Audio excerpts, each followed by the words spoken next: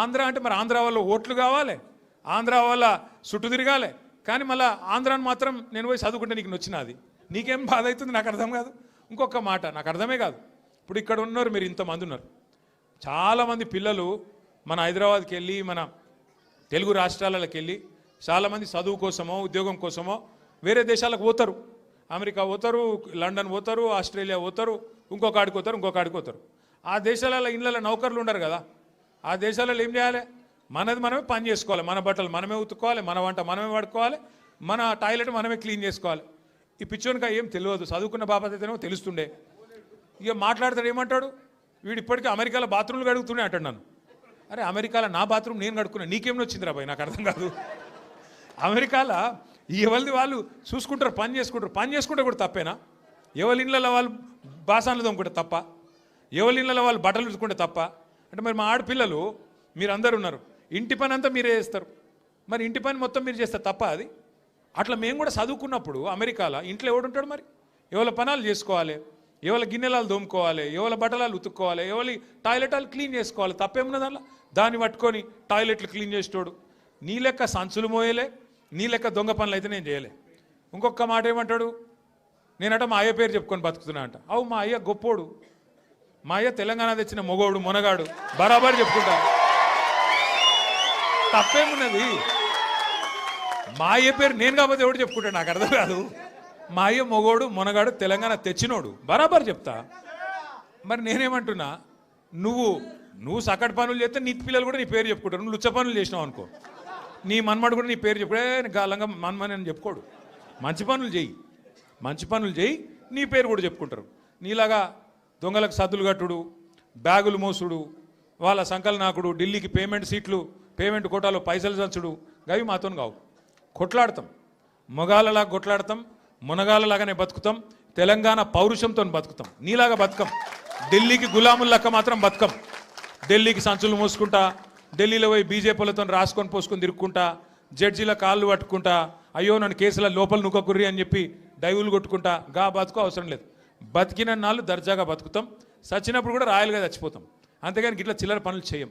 మీకు దయచేసి నేను ఒకటే కోరుతున్నా, ఆయన మళ్ళా అంటుండు కేసీఆర్ నట ముఖ్యమంత్రి కానియాడంట.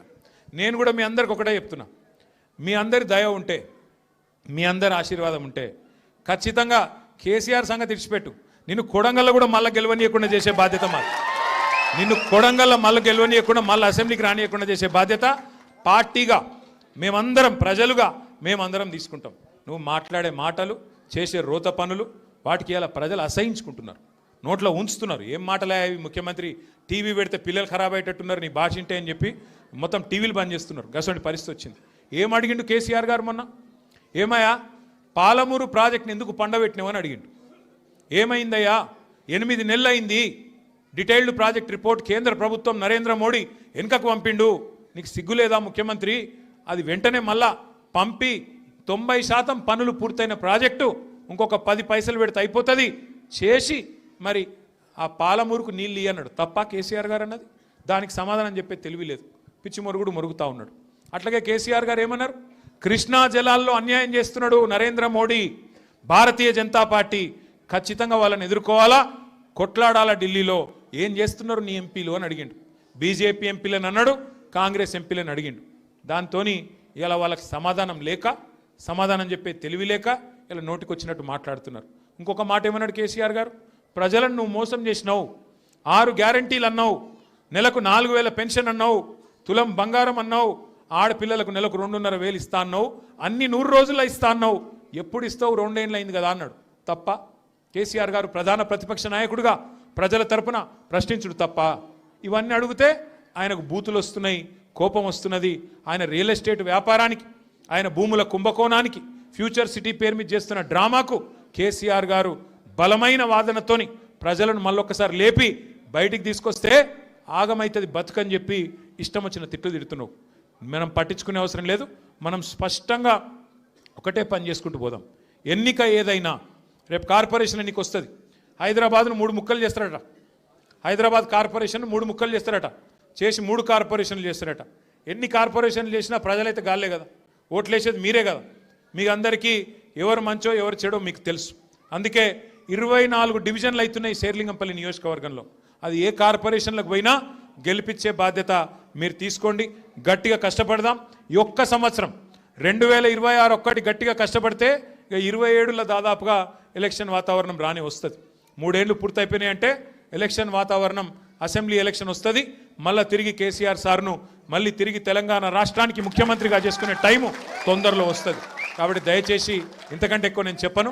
మీరు చాలా దూరం నుంచి కష్టపడి నేనే అక్కడికి రావాల్సి ఉండే, फिर भी आप इतना दूर आए. हमारे बहनों से भी मैं शुक्रिया अदा करना चाहता हूँ. आप इतने दूर आए, आप इतने लोग आए और छोटे छोटे बच्चों को भी साथ लेके आए. मैं आपका तहे दिल से शुक्रिया अदा करता हूँ, आपका शुक्रगुजार हूँ. और మా ఆడబిడ్డలందరూ కూడా మరి అంత దూరం కించి వచ్చినందుకు థ్యాంక్ యూ. మళ్ళొక్కసారి మీకు నేను చేసే విజ్ఞప్తి, ఎన్నిక ఏదైనా గుర్తు కారు సారు, ఈ రెండు మళ్ళొక పూట ఎప్పుడో ఒక రోజు మళ్ళీ రమ్మంటుండే ఆల్విన్ కాలనీకి. ఈసారి చెప్పి పర్మిషన్ తీసుకొని కాదు, ఉత్తగానే వస్తా. అప్పుడు అందరం కలుసుకుందాం. జై తెలంగాణ.